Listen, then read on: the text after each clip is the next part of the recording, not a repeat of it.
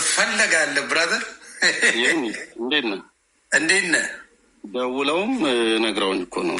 ክበሩልኝ። አየህ መሴጅ ቶሎ ነው የሚያደርሱት። አዎ በጣም ተባረኩልኝ። መሴጅ ያደረሳችሁ ወንድምና እህቶቼ በሙሉ ክብር በሉልኝ። ኤፊና ብሩኬ ናቸው የነገሩኝ። ኤፊ የደወለልኝ ብሩኬ ኤፍሬም ባለ ጊዜው ተባረክልኝ። ኤፍዬ በጣም ነው የማመሰግነው ወንድሜ። ብሩኬም እንደዚሁ ነገር። ሌሎቻችሁ ክብር በሉልኝ። ጥያቄዎች ስላሉ ነው ማብራታ። ጥያቄዎቼ ምንድን ነው? አንተ ከደነቁ የገድላት ትምህርቶች ውስጥ ወይም መጽሐፍ ላይ ካሉ ነገሮች የተወሰነውን በጣም ከባድ ነው የምትላቸው፣ ለመስማት የሚዘገንኑ ነው የምትላቸውን እስቲ እዚሁ ላይ እያሳየ ብትነግረን ደስ ይለኛል። ጊዜ ካለ ማለት ነው። ኧረ በደንብ አለኝ እኔ በደንብ አለኝ።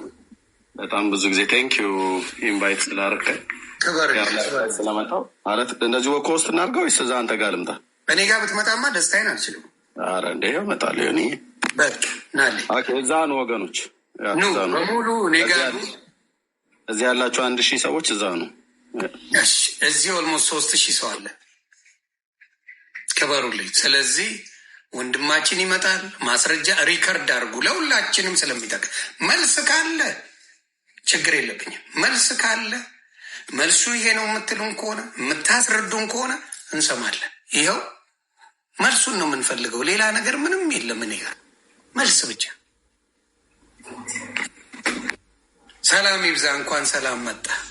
ደግሞ ምንም እንዳያደርጉ ሞዴሬተር ነው የማደርገው። ቆይ ትንሽ ቆይ ከነ ስልጣን ነው። ዝም ብሎ ቀልድ የለም።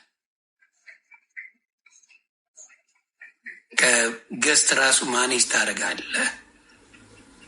ይኸው ስለዚህ ማንም የሚነቀንቅ የለም። ሪከርድ እያደረግን እንማራለን። ሰላማችሁ ሰዓት ታፕታፕ እያደረጋችሁ ኮፒ ሊንክ እያደረጋችሁ ተማሩልኝ። ቤተሰብ ሪከርድም አድርጉ። አንተ አሁን የምጠይቅ ምንድን ነው ይሄ ይገባሉ ብለህ የምትላቸው የሚዘገናንኑ እነሱን ነው ማወቅ የምፈልገው። አንዳንዱ የባህሉ ድምቀት አለ አዶን ኬር ግን እንዴት ይሄ እነዚህ መጽሐፍ ኦርቶዶክስ መጽሐፍ ውስጥ ሊካተት ቻለ የሚሉትን እነሱን እንድትነግረኝ ነው። ክበርልኝ። እኔ ሚውት አደርጋለሁ ልስማ። ቴንኪው። እሺ በጣም ነው የማመሰግነው እንደሚሆን። አይ ቲንክ ሌሎች ሰዎች አይገቡም አይደል? አገልጋዮች መግባት ያለባቸው ካሉ የአንተ ከፈለግ አስገባ። ካሉ ፈልገው ካለ አስገባ። ብሩኬና ማስገባት ትችላለህ ራስህ። ኦኬ ብሩኬ ገስት ላክልኝ። መጎተት ትችላለህ። ቁጥር ከጻፈልህ ጎትት። አይ ነው ገስት ላኩልኝ። ገስት ላይ ካላኩ ኤፍዬና ኤፊ ካለ ኤፍሬም ሜሎስ እና እስቲ እንስማ። ኮፒ ሊንክ እያደረጋችሁ ቤተሰብ ለመማር ነው። ስድብ የለ ምን የለ ያለው ይነበባል። በሰው የተጻፈው መነበብ አለበት። ኦኬ ብሩኬ ያለህ ብሩኬና ከኤፍሬም ጋር ግን ፎሎ እንኳን አይደለንም። በሰላም ነው። ምን አውቃለሁ። ኢፍ አንድ ሰው ብቻ ነው ፎሎ የሚያደርገው በሰላም ነው። አይደል ነው። እኛንም እኮ ፎሎ አያደርገንም። እሱ ይቋጥራል፣ ፎሎ ይከፍልበታል። አየሩን እያየ ነው የሚያደርገው። ይመቸው ይቀመጥ። አለን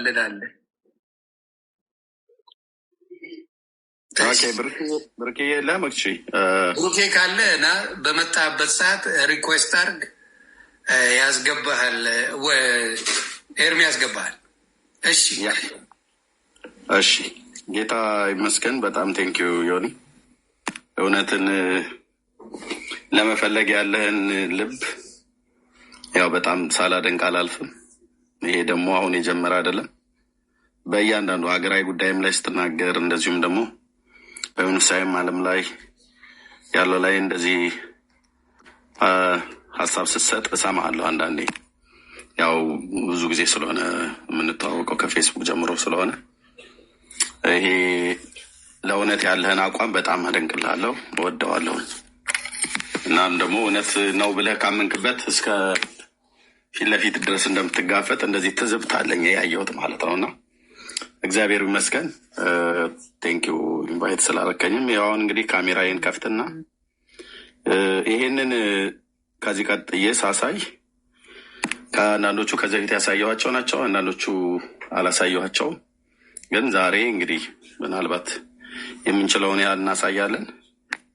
ይህንን ጥያቄ ተቀብሎ ሄዶ ሊመልስልን የሚችል ማነው መጥቶ ሊመልስልን የሚችል ሰው ካለ ቢመልስልን በጣም ደስ ይለናል። ከስድድብ ውጭ በወጣ ማለት ነው እና እንደሱ እናደርጋለን። እሺ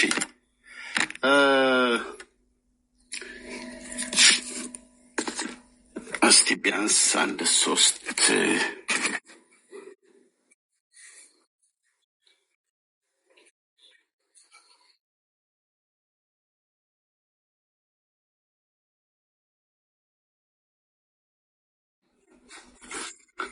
ኦኬ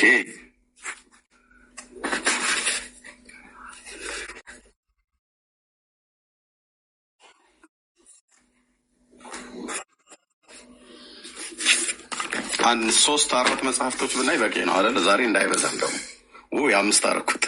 ኦኬ አንድ ብዙ ስለሆነ ይሆን ከመርኩት እኮ እዚሁ ጋር እንዴ። እሺ ጌታ ይባረክ። ተመጣ እንዴ አሉ መጽሐፍቶቹ ብዙ ናቸው። እሺ እነዚህ መጽሐፍቶች እስኪ ዝም ብለን አለፍ ብለን እነዚህን መጽሐፍቶች እናያለን። እዚህ ጋር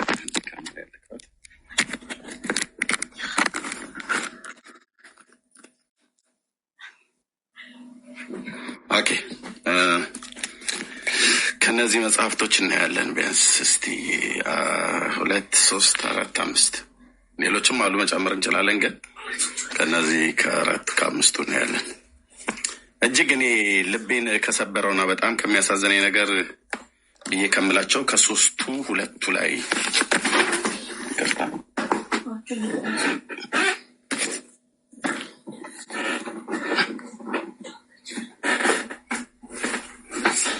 እሺ ወገኖች ኮፒ ሊንክና ሼር በደንብ ይደረግ። ኮፒ ሊንክና ሼር ታብ በደንብ ይደረግ ወገኖች፣ ጸጋ ይብዛላችሁ። ኢቨን ታቡ ወደ 2-3 ሚሊዮን መድረስ አለበት። ታብ በደንብ ይደረግ። ኮፒ ሊንኩም ወደ 100,000 ቢገባ በጣም ደስ ይላል። ኮሜንት መጽሐፉን ተዉት፣ ኮሜንት እንዳንዘጋባችሁ ብለን ነው።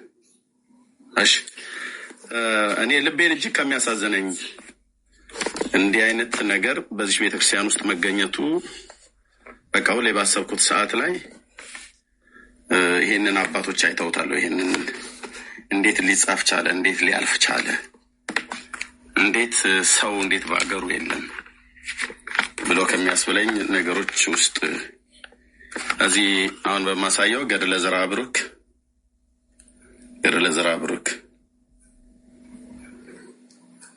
ኦኬ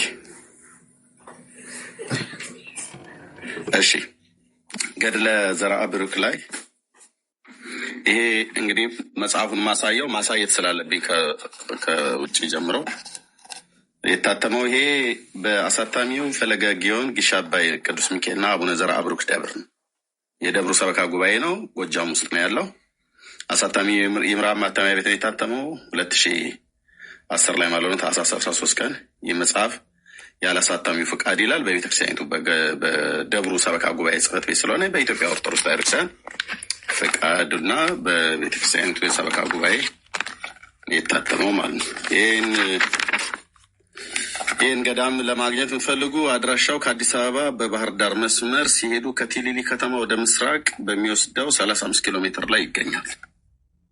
የምገዛቸው መጽሐፍቶች ሆኒ ባይዘዌ አንዳንዶች ካልሆኑ በስተቀር አብዛኛው የቤተክርስቲያኒቱ የምትቀበላቸው ነው። አንዳንዶቹ ብያልኩትኝ አንዳንዶች በግለሰብ እጅ የታተሙ አሉ። እነዛም ግለሰቦች በቤተክርስቲያን ውስጥ የሚታወቁ ትልልቅ ሰዎች ናቸው ያሳተሙት። ግለሰቦቹ ራሱ ኦርቶዶክሳውያን ግለሰቦች ናቸው። ኦኬ በዚህ መጽሐፍ ላይ በጣም እጅግ ከሚያሳዝነኝ ነገር አንዱ ብዙ ነገር አለ፣ ግን ከጌታችን ከኢየሱስ ክርስቶስ ጋር ቀጥታ በተገናኘ የተጻፈ ምዕራፍ 8 ላይ ከገጽ 31 ገድለ ዘርዓ ብሩክ እኔ በያዝኩት እዚህ ማለት ነው ገጽ 31 ይኸው ምዕራፍ 8 ይኸው ይህን ክፍል ሙሉን አነባዋለሁ። እንዲህ ይላል። አንድ አምላክ በሚሆን በአብና በወልድ በመንፈስ ቅዱስ አምነን እግዚአብሔር ለወዳጁ ብፁዕ አባታቸው እኔ አባታችን ብዬ ማለት ስለሚከብዳኝ ማለት ነው አባታቸው ዘርዓ ብሩክ በጎ ነገር እንዳደረገለትና ያለ ድምፅ ከሰማይ ደጆችን አልፎ የእሳትን ባህር ተሻግሮ ፈራሽ በስባሽ ሲሆን እንደ ሕያዋን መላእክት በፍጥነት ከጽንፍ እስከ ጽንፍ ከአድማስ እስከ አድማስ ይደርስ ዘንድ የመላእክትን ክንፍ እንደሰጠው ወንድሞቻችንና እህቶቻችን ስሙ ይላል።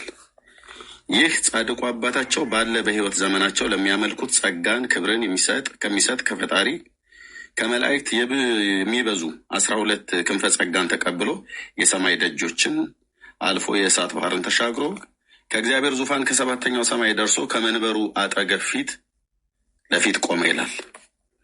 መላእክትም ለሌሎች ቅዱሳን ያልተሰጠ ይህን ስልጣን አይተው 7ቱ ሰማያትን አልፎ ከሚያስፈራ ከክብር ባለቤት ዙፋን ፊት ይቆም ዘንድ ለምድራዊ ሰው ይህንን ነገር እንዴት ይቻላል እያሉ አደነቁ። ይህንንም ሲያደንቁ ጌታችን ከመንበሩ ከዙፋኑ ተነስቶ አፉን እና እግሩን መላ አካላቱን ሁሉ ሳመው። የሚሳመው ማን ነው? ዘርዓ ብሩክ ነው። ሳሚው ጌታችን መድኃኒታችን ኢየሱስ ክርስቶስ ነው። ጌታችን የዘርዓ ብሩክን አፍ፣ የዘርዓ ብሩክን እግር፣ የዘርዓ ብሩክን መላ አካላቱን ሁሉ ሳመው ይላል። ሊሳም የሚገባው ጌታ መሆኑ ቀርቶ ተሳሚው ፍጥረት ሆነ ማለት ነው። ይህም ብቻ አይደለም። ከዚህም በኋላ እናቱ ማርያም አፉንና እግሩን መላ አካላቱን እንድትስመው በቅንፍ እንድትባርከው አዘዛት። ልክ ጌታችን እንደሳመው ዘርዓ ብሩክን አፉንና እግሩን መላ አካላቱን እንድትስመው ማርያምም የዘርዓ ብሩክን አፉንና እግሩን መላ አካላቱን እንድትስመው ወይ ደግሞ እንድትባርከው አዘዛት። በገነትም በዚህም ዓለም ያሉ ቅዱሳን ክቡራን መላእክት ሁሉ እንዲሁ እንዲያደርጉ አዘዛቸው። እንዴት ነው የሚያደርጉት? ጌታችን መድኃኒታችን ኢየሱስ ክርስቶስ የዘርዓ ብሩክን አፉንና እግሩን መላ አካላቱን ሁሉ እንደሳመው የጌታዬ እናት ቅድስት ድንግል ማርያም አፉን እግሩን መላ አካላቱን ሁሉ እንድትስመው እንዳደረገ መላእክቱም ሁሉ እንዲሁ እንዲያደርጉ አዘዛቸው። መላእክትን ሁሉ እንዲሁ እንዲያደርጉ አዘዛቸው። ማርያም እንዳደረገችውና ጌታ እንዳደረገው ማለት ነው። በጣም ይረብሸኛል ይሄና ሌሎች አሉ። በጣም ብዙ አሳያለሁ። እንዲህም እንዲያደርጉ አዘዛቸው። መላእክትም የፈጣሪያቸውን ትእዛዝ ሰምተው እጅ ሊነሱ መጡ። በየወገናቸው በየማህበራቸው እጅ ነሱ። ስለ ክርስቶስም ደማቸውንም ያፈሰሱ ነቢያት፣ ሐዋርያት፣ ጻድቃን፣ ሰማዕታት፣ ደናግላን፣ መነኮሳት መጥተው በየወገናቸው በየስርዓታቸው በየነገዳቸው እጅ ነሱት። እኛንም ዓለምን ሁሉ በጸሎቱ ያድን ዘንድ ከሴቶች ከወለዷቸው ልጆች ተለይቶ ለመረጠው ሴቶች ከወለዷቸው ልጆች ለይቶ ለመረጠው ለእግዚአብሔር በሰማይና በምድር ክብር፣ ፍቅር፣ አንድነት ይገባል ይሉ ነበር አሉ። ከዚያም በኋላ በዚያ የተሰበሰቡትን ሁሉ መንበር ወይም የበታች አደረጋቸው። እርሱንም ታቦት የበላይ አደረገው፣ ጳጳስም አድርጎ ሾመው ይላል። ይህን ቃል እመለስበታለሁ። ኦኬ እዚህ ጋር በዚያ ከተሰበሰቡት እዚህ ጋር ያለችው በዚያ የተሰበሰቡት ሁሉ የተሰበሰቡት እነማን ናቸው? ላስቆጥር። መነኮሳት፣ ደናግላን፣ ሰማዕታት፣ ጻድቃን፣ ሐዋርያት፣ ነቢያት፣ ቅዱሳን መላእክትና የጌታ እናት ማርያም። ራሱም ጌታ አለ። ሿሚው እሱ ስለሆነ ሌሎቹ ግን እንዳለ ፍጥረታት ናቸው፣ እዛ የተሰበሰቡ ናቸው። እሺ ብሩኬ ናዲያ ላስገባ። ኦኬ እና ከሁሉ በላይ አድርጎ ሾመው ይላል። ከሁሉ በላይ አድርጎ ሾመው። ሌሎቹን በዚያ የተሰበሰቡትን ሁሉ ብሎ ሲል ከጌታችን በቀር ሌሎቹ ማርያምንም፣ መላእክትም፣ ነቢያት፣ ሐዋርያት፣ ጻድቃን፣ ሰማዕታት፣ ደናግላን፣ መነኮሳት ሁሉ በሙሉ በእነሱ ላይ የበላይ አድርጎ ሾመው። ማንን? ዘርዓ ብሩክ። አሁን የቤተክርስቲያኒቱ ትምህርት ማርያም መትሕተ ፈጣሪ መልዕልተ ፍጡራን ናት ብለው የሚሉት አስተምሮት አለ። ከፈጣሪ በታች ከፍጡራን በላይ ናት ይላሉ በቤተክርስቲያኒቱ አስተምሮት። የአቢ ክብራ ለማርያም እንኩሎሙ ቅዱሳን ያሉ ብለው በሚሉበት ፓርት ማለት ነው። የማርያም ክብር ከቅዱሳን ሁሉ ክብር ይበልጣል ብለው ይላሉ። ያ ከሆነ እዚህ ጋር ዘርዓ ብሩክ በልጧታል። ምክንያቱም በዚያ ከተሰበሰቡት ሁሉ የበላይ አድርጎ ሾመው ይላል። እሱን ማለት ነው። ከዛም አልፎ ከምንም በላይ ጌታችን የዘርዓ ብሩክን እግሩንና አካሉን አፉን ሳመ። እናቱም ቅድስት ድንግል ማርያም እንደዚሁ አደረገች፣ ሳመች። መላእክትም እንዲሁ እንዲያደርጉ አዘዛቸው። እነዚህም ሁሉ ጭምር አብረው ከዚሁ ጋር ጌታ እንዳደረገው ማርያም እንዳደረገችው መላእክትም እንዳደረጉት የእነዚህ ሁሉ መሰብሰብ ይህን ሁሉ ያደርጉ ነው። ስለዚህ እዚህ ጋር በተገለጠው መሰረት ይህ ዘርአ ብሩክ የተባለ ሌሎቹ እንኳን አልሰሙትም ተብሎ ቢባል ጌታችንና እናቱ ቅድስት ድንግል ማርያም መላእክት አፉንና እግሩ መላ አካላቱን ስመውታል።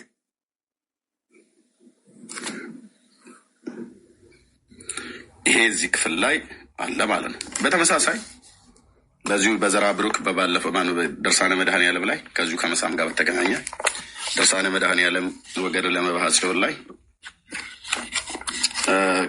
እንዲሁ የሚል ቃል አለ።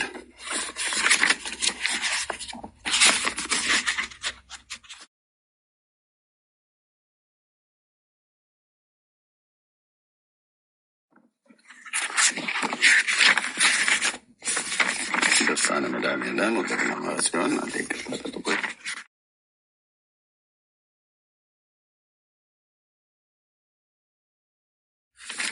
96 መሰለኝ 96 አካባቢ እንትን እያወጣሁት ነው። እሱ ጭሱ ነው። የ96ቱ መጣበት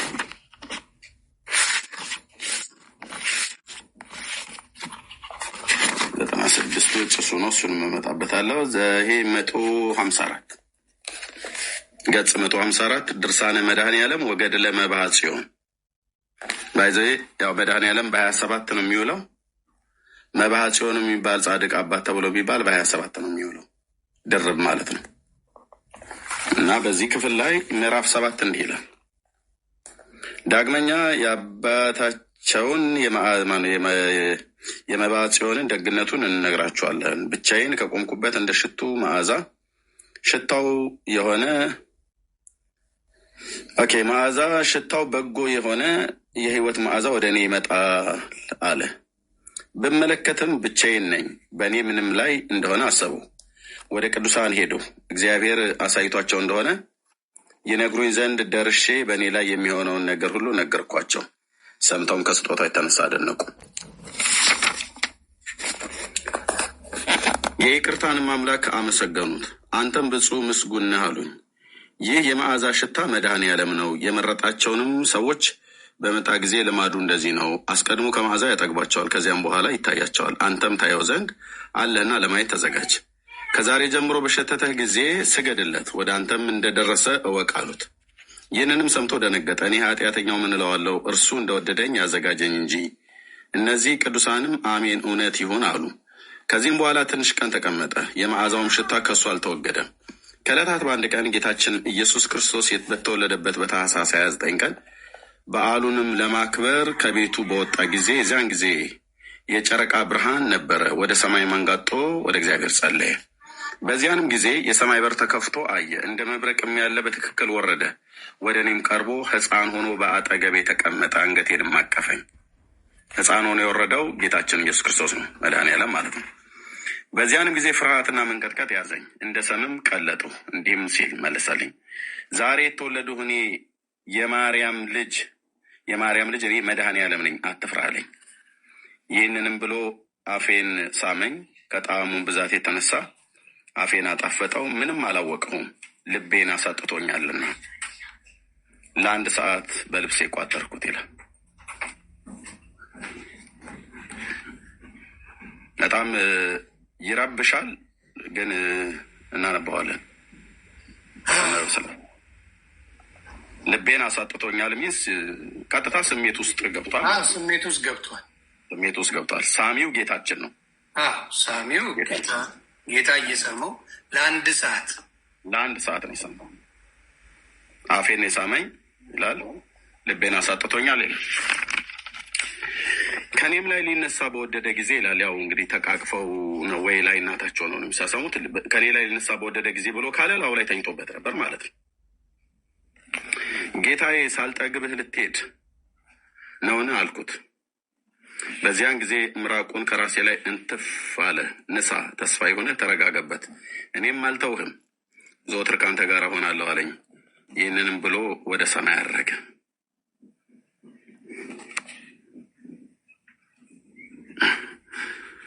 ሶሪ አንዳንድ ቦታ ላይ ስሜታዊ በሆን ዮኒ እንዳትፈርድብኝ እረዳለሁ። በጌታ ላይ ነው እንደዚህ እየተቀለደ ያለው።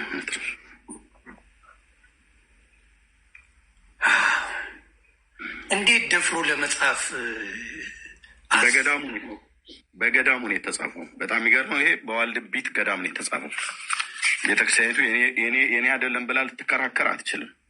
በፓትርያርኩ ይኸው ብፁዕ አቡነ ጳውሎስ፣ የአህጉረ ስብከቱ ሊቀ ጳጳስ ብፁዕ አቡነ ቄርሎስ፣ የቅዱስ ሲኖዶስ አባል በሆን በሳቸው ፍቃድ ብፁዕ አቡነ ቄርሎስ፣ የሰሜን ወሎ ቅዱስ ላሊበላ እና የዋግምራ ፈሪ ስማል የሚስም ጋ ነው የኔ ጌታ ያለው ወርዶ መጥቶ በጣም እየሳመ የሚመለስ በጣም እግዚአብሔር ይገስጻችሁ። ሌላ ምን እላለሁ? ይህንንም ብሎ በዚሁ ክፍል ላይ ከዛ ምራቁን ተፋበት ንስሐ አለኝ ይላል። ክፍሉን ሙሉን አንብቤያለሁ። ከፈለጋችሁ ማንበብ ትችላላችሁ። ሙሉን ማንም ሊሟገት የሚፈልግ ካለ መምጣት ይችላል። 32 ቁጥር አለው። እዛ ቁጥር 30 በዚሁ ክፍል ላይ ጌታችን ከሳመው በኋላ እመቤታችንም መለሰችልኝ እንዲህም አለችኝ፣ እኔ በወንዝ ዳር የምገኝ የሱፍ አበባ ነኝ አለችኝ። እርሱም የገሊላው መድኃኔዓለም ነው፣ መድኃኔዓለም ነኝ አለኝ። ሰምቼም ከእግራቸው በታች ሰገድሁ። እናቱም መለሰችልኝ፣ አፌንም ሳመችኝ። ሕፃኑም ይዞ አፌን ሳመኝ። ጢሞና ክህነቴ የተወደደ ነው እያለ ከኔ ላይ ከዚያ ከኔ ተሰወሩ አለው ይላል ጌታችን። ከንፈር ጋር መሳም የሚገናኘው በቃ እሱ በሳመበት እሷ ሁሌ ትስማለች፣ እናቱን ማለት ነው። በቃ የተያያዙት ከጌታም ጋራ ከጌታችንም እናት ከማርያም ጋር ነው ጸቡን ያደረጉት። ይህን መጽሐፍ የተረጎመ ማን ያሳተመው? የዋልድቢት ቅድስት ማርያም የዋልድቢት ቅድስት ማርያም አንድነት ገዳም ነው። ተርጓሚው ይህን መጽሐፍ አዘጋጅተው የተረጎሙት አባ ጽጌ ሥላሴ መዝገቡ፣ አሳታሚው የዋልድቢት ቅድስት ማርያም አንድነት ገዳም መነኮሳት ናቸው ያሳተሙት። ቤተክርስቲያኒቱ ማለት ነው የዋልድባ ቅድስት ማርያም ዋልድቢት ብሎ የሚለው የማርያም ማለት ነው። በዛ የታተመው ማለት ነው። ኦኬ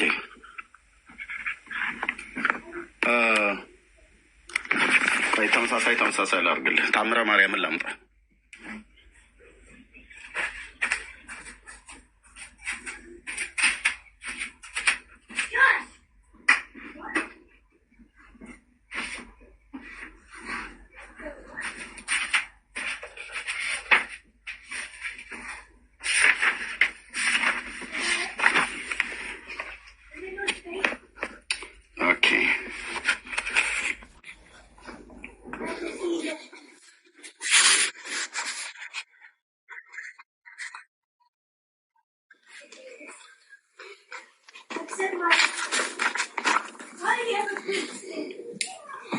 እሺ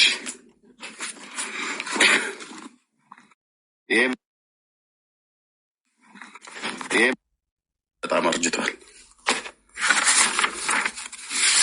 የታተመው በ1985 ዓመተ ምህረት ትንሣኤ ማሳተሚያ ድርጅት የቤተክርስቲያኒቱ ማለት ነው። ባለ 111 ታምር ነው። በብፁዕነታቸው በቅዱስ ጳውሎስ የጴጥርክና ዘመን ለሶስተኛ ጊዜ የታተመው ነው። ኦኬ በዚህ ክፍል ላይ እንደዚህ ይላል።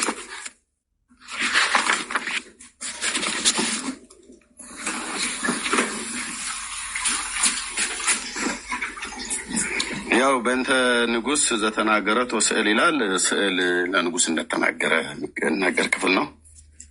ያው ልመናዋ ክብሯ ብሎ ካለ በኋላ ከምድር ነገስታት የከበረ በባህርም ደሴት ውስጥ የሚኖር አንድ ንጉሥ ነበር።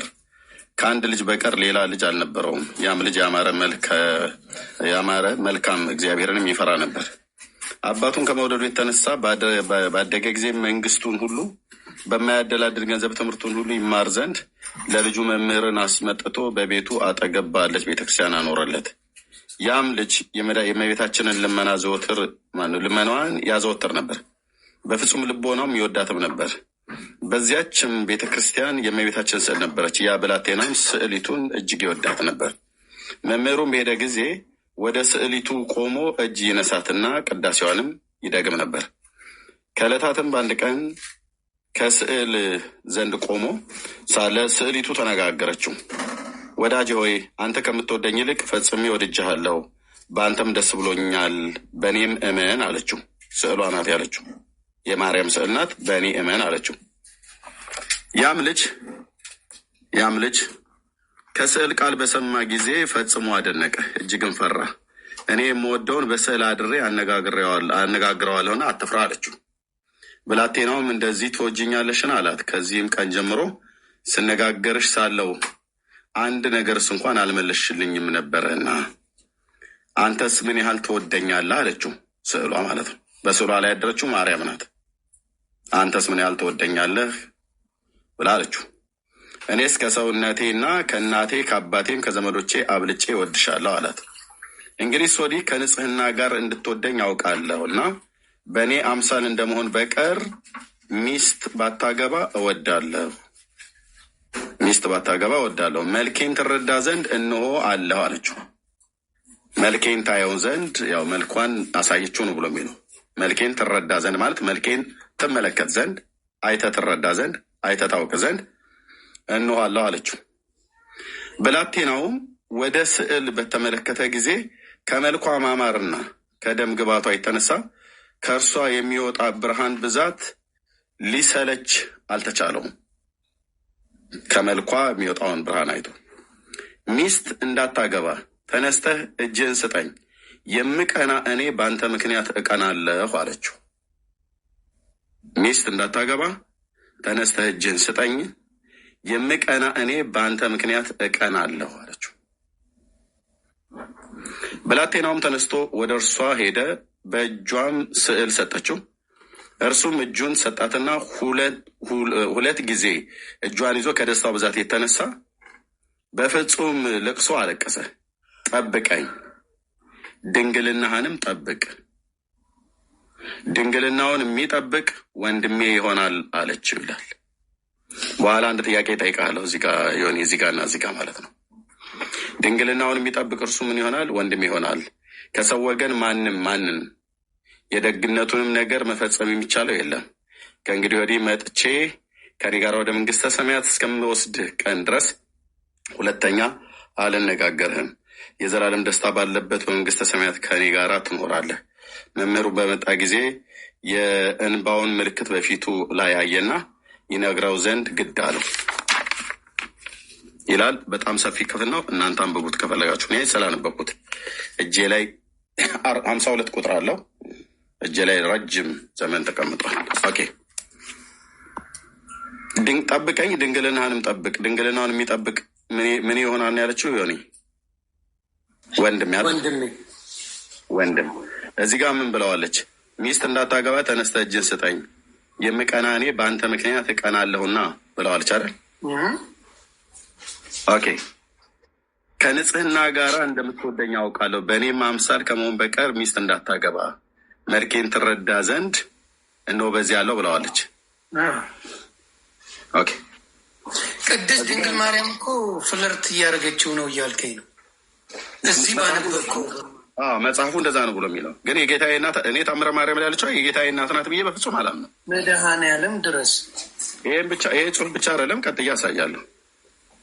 ኦኬ። አሁን እዚህ ጋር በዚህ ትርክት መሰረት የጌታ እናት ከሆነች ይሄ ንጽህናዋን ድንግልናዋን ጠብቅልኝ ብላ ያለችው ወንድ ድንግልናውን የሚጠብቅ እሱ ወንድሜ ይሆናል ብላ ካለች፣ ወንድሟ ከሆነ ወንድሟ ሚስት ሲያገባ የምትቀና እህት አለች? ኧረ በጭራሽ። ጋብቻ እግዚአብሔር ቅዱስ ፍቃድ ነው። እቀናብሃለሁ አለችው እኮ ነው የሚለው። የምቀና እኔ በአንተ ምክንያት እቀናለሁ አለችው። ምንድን ነው? ሚስት እንዳታገባ፣ ካገባህ እቀናለሁ ነው።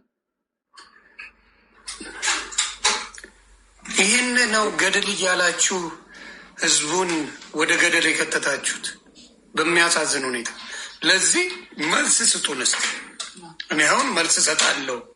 ዮኒ ቤተክርስቲያንና እንፈልግሃለን እያላችሁ ነው። መልሱን እነዚህን ትሰጡኝና እናውራና ከዛ በኋላ እንነጋገራለን። በደንብ ስሙ። የኦርቶዶክስ ወንድምና እህቶቼ ይህን ጉድ በደንብ ስሙልኝ። ሲጫወቱበት ነው የኖሩት። የኦርቶዶክስን ወንድምና እህት ሲጫወቱበት ምዕመና ነው። እቀናባሃለሁ፣ እንደምታዩት ነው። እቀናባሃለሁ። ድንግልናህን ይዘህ ጠብቅ፣ ድንግልናህን ይዘህ ጠብቅ ፈጣሪ ድረስ። እስቲ ሂድ አንብብ። አይ ቲንክ መሳሳም ከተነሳ ይቀር እሱ ላይ ድርሳነ ዑራኤል ዘየካቲት መረሳት ልመጣ ነው። ይኸው ይዤዋለሁ እዚህ ልመጣ ነው። ኦኬ ቢያንስ መሳሳሙን ብቻ እናሳይ ብለን ነው እንጂ ሌላ እዚህ በጣም ብዙ ከነገረ ድህነት ጋር በተገናኘ የማይገናኝ ነገር ነው ያለው። ይህ ሁላ መጽሐፉ ለምንድን ነው ትርጉሙ ምንድን ነው አስፈላጊነቱ ያልገባኝ? የክርስቶስን በቃ ስራ ለማፍረስ ነው አይደል? እኔ ቤተክርስቲያኒቱ ከዚህ ተጠቃሚ ትሆናለች ብያለሁ። ብፁዕነታቸው እንደተናገሩት መጽሐፍቶቻችን ጥራት ይጎላቸዋል ብለው ያሉበትን ነገር ይበል የሚያሰኝ ነው። ምናልባት ቀጥሎ ያለውን ነገር ይሰራሉ ብዬ ተስፋ እናደርጋለን። ካልሰሩ ግን እችንም ታክል ግዙፍ ቤተክርስቲያን እንደዚህ አይነት ማንም የልቡን ሀሳብና ፍቃድ ጽፎ ሰግስጎ ያስገባባት ከወንጌል እውነት እንድትርቅ ለዚህ አይደል እንደ ኤርምስ ሚስጥር እያሉ እኮ አታንቡ የሚሉት ህዝቡ እንዳያውቅ የሚደብቁበት በሆነ በአማራ ነገር ሸፍነው የሚያሳልሙ እንዳታነብ የሚያደርጉ እኮ ሆን ብለው ለዚህ። እሺ ለአከ ያሬድ መምህር ናቸው። አይ ቲንክ ይመስለኛል የላኩ ለአከ ያሬድ ስለማውቃቸው አንድ ቁጥር ልሰጠዋለች። ለአከ ያሬድ የላኩ እንትን ላይ ነው ገስት ላይ አቤት ይሁን ያንተ ቤት እኮ ገስት የሚልከው አበዛዙ። ኧረ በስመ አብ እየቀነስካቸው ቀንሳቸው ሌሎቹ። እሺ ገባ ኤክስ እያደረግ ቀንሳቸውና ምን እኔ ጋር የማይልክ አለ እንደ ለአከ ያሬድ መርጬ ስለማስገባ እንጂ የማይልክልህ የለም እኮ። ያው ጠይቃቸው መምህር ናቸው። አይ ቲንክ እኔ ጋር ደጋግሞ ሲመጡ አውቃለሁ። የሆነ ጠይቃቸው። ኧረ በደስታ የሰሙት ይመስለኛል። እሳቸው ይመልሱልን እንግዲህ።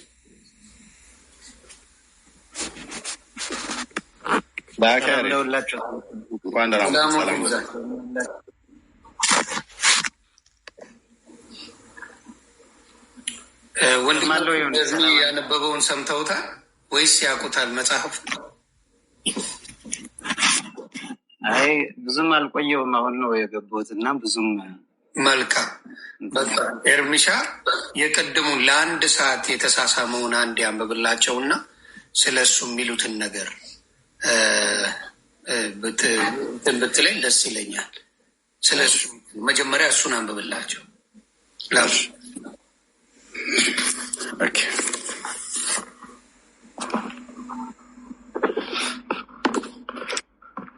መምህር ድርሳነ መድኃኔዓለምን ያውቁታል አይደል? ወገድለ መባህ ሲሆን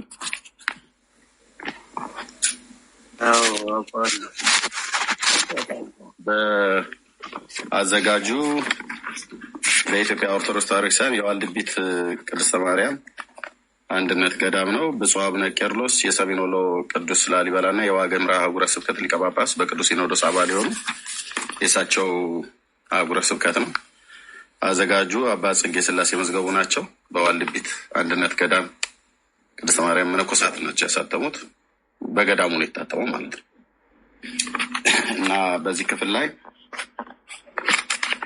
ይሄ ክፍል አለ ማለት ነው። ቅድም እርሱ ስላላዩት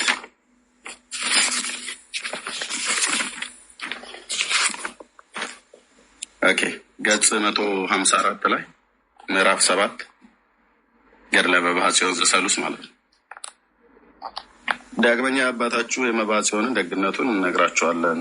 ብቻዬን ከቆምኩበት እንደ ሽቱ መዓዛ ሽቱ በጎ የሆነ የሕይወት መዓዛ ወደ እኔ መጣ። ብመለከትም ብቻዬን ነኝ። በእኔ ላይ ምን እንደሆነ አሰበው። ወደ ቅዱሳን ሄዱ። እግዚአብሔር አሳይቷቸው እንደሆነ ይነግሩ ዘንድ ደርሼ በእኔ ላይ የሚሆነውን ነገር ነገርኳቸው። ሰምተውም ከስጦታው የተነሳ አደነቁ። የይቅርታ አምላክንም አመሰገኑ። አንተም ብፁዕ ነህ ምስጉን አሉኝ። ይህ የመዓዛ ሽታ መድኃኔዓለም ነው። ወደ መረጣቸው ሰዎች በመጣ ጊዜ ልማዱ እንደዚህ ነው። አስቀድሞ ከመዓዛ ያጠግባቸዋል፣ ከዚያ በኋላ ይታያቸዋል። አንተም ታየው ዘንድ አለህና ለማየት ተዘጋጅ። ከዛሬ ጀምሮ በሸተተ ጊዜ ስገድለት፣ ወደ አንተም እንደደረሰ እወቅ አሉት። ይህንንም ሰምተው ደነገጠ። እኔም ኃጢአተኛው ምን እለዋለሁ? እሱ እንደወደደ ያዘጋጀን እንጂ። እነዚህ ቅዱሳንም አሜን እውነት ይሁን አሉ። ከዚህም በኋላ ትንሽ ቀን ተቀመጠ። የመዓዛው ሽታ ከእርሱ አልተወገደም። ከዕለታት በአንድ ቀን ጌታችን ኢየሱስ ክርስቶስ በተወለደበት ታኅሳስ 29 ቀን በዓሉን ለማክበር ከቤቱ በወጣ ጊዜ የዚያን ጊዜ የጨረቃ ብርሃን ነበረ። ወደ ሰማይም አንጋጦ ወደ እግዚአብሔር ጸለየ። በዚያን ጊዜ የሰማይ በር ተከፍቶ አየ። እንደ መብረቅም ያለ በትክክል ወረደ። ወደ እኔም ቀርቦ ሕፃን ሆኖ በአጠገቤ ተቀመጠ። አንገቴንም አቀፈኝ። በዚያን ጊዜ ፍርሃትና መንቀጥቀጥ ያዘኝ። እንደ ሰምም ቀለጥሁ። እንዲህም ሲል መለሰልኝ፣ ዛሬ የተወለድሁ የማርያም ልጅ እኔ መድኃኔዓለም ነኝ፣ አትፍራ አለኝ። ይህንንም ብሎ አፌን ሳመኝ። ከጣዕሙም ብዛት የተነሳ አፌንም አጣፈጠው። ምንም አላወቅሁም፣ ልቤን አሳጥቶኛልና። ለአንድ ሰዓት ያለ አባታችን አይመልሱም፣ ወርደዋል። ቆይ አባታችን ተመልሰው ይግቡ። እንደምንም ብለንማ ማስገባት አለብን። እንዴ አረ አባታችን ግቡ እንጂ መልሱልን። አይ መልሳለን ስላላችሁኝ እኔ ብትመልሱልኝ ነው ደስ የሚለኝ። አባታችን ወጥተዋሉና አባታችን ቢመለሱ ደስ ይለኛል። ምሎት ለክብሮም ጥሩ አይደለም። እንደዚህ ሲወጡ ከስር ያሉ ከ5,000 በላይ ያለ ሰው ስለሚታዘብ ጥለው ባያወጡ ደስ ይለኛል እና እባኮት አባ ተመልሰው ገብተው ይሄንን መልሱልን። ሌላ የሚመልስ ካለም መግባት ትችላላችሁ። ታውቃቸዋለህ ኤርሚ ካሉ አስገባልኝ። እያየው ነው። እሺ የወንጌል አማኞች የሆናችሁ በሙሉ ውረዱ። እዚህ ገስት ስላላካችሁ አናስገባችሁም ፕሊስ። እሺ ዲያቆን ሙሉነ መጥቷል። ፕሊስ የወንጌል አማኞች የሆናችሁ ገስት ላይ በሙሉ ውረዱ። ስለላካችሁ አትገቡም ወገኖቼ። የሚፈለጉ ሰዎች መምህራን፣ አገልጋዮች በጨዋነት በእውቀት ምናልባት ለተጠይቀው ጥያቄ መልስ የሚሰጡ ሰዎች ካሉ ይጉ፣ እነሱ ይምጡ። ኑልንና እንድትመልሱ ነው፣ ሌላ አይደለም። የሚያነበው ከኛ መጽሐፍት ኤርሚ የሚያነበው የኦርቶዶክስ ተዋህዶ የገድል መጽሐፍት ናቸው እነዚህ። ኑና መልሱ። ይሄ ነው ብዙ ጊዜ ኦርቶዶክስን ሌሎች ወንድሞቻችን አብዛኛው ከኦርቶዶክስ ወጥቶ ወንጌላዊ የሆነበት ይሄ ነው፣ ሌላ ነገር የለውም። እና እስቲ አባታችን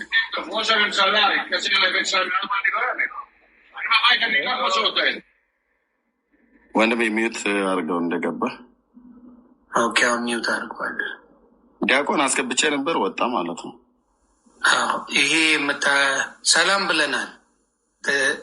አንተን ያስገባው አይደል ኤርምሻ? መልካም። እስቲ የኦርቶዶክስ ወንድምና እህቶቼ ፕሊዝ ግቡና ይህንን ብትመልሱልኝ ደስ ይለኛል።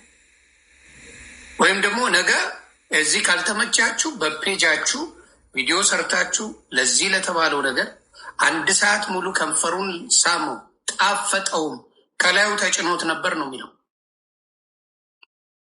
ስለዚህ ይህንን መልስ እፈልጋለሁ። ለእኔ ብቻ ሳይሆን ለመላው የኦርቶዶክስ እምነት ተከታይ በምን አይነት መልኩ ሊመለስ እንደሚፈልግ እንደምትመልሱት መስዋዕት እፈልጋለሁ።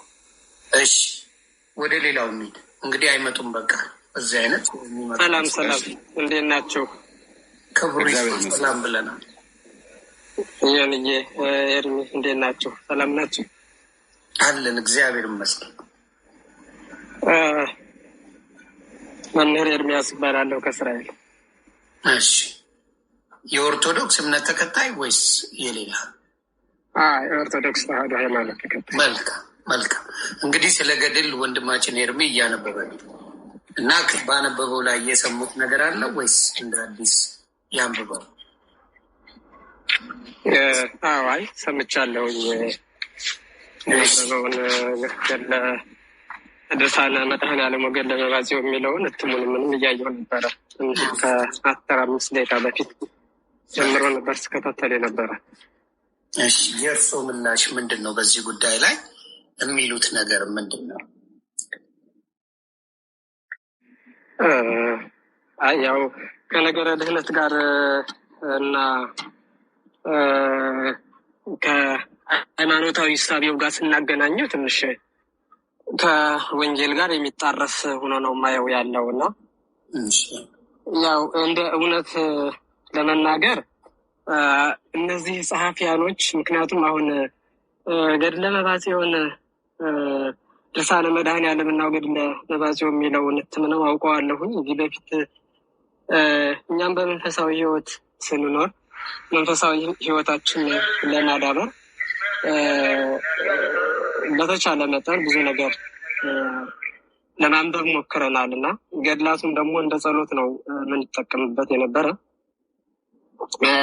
የሆነው ሆኖ ግን ምንድነው ጻድቁ አቡነ መባጽዮን ስህተት የለባቸውም። እኔ የኔ እይታ ከጸሐፊያኑ ነው ብዬ አስባለሁ። ማምነውም እንደዛ ነው።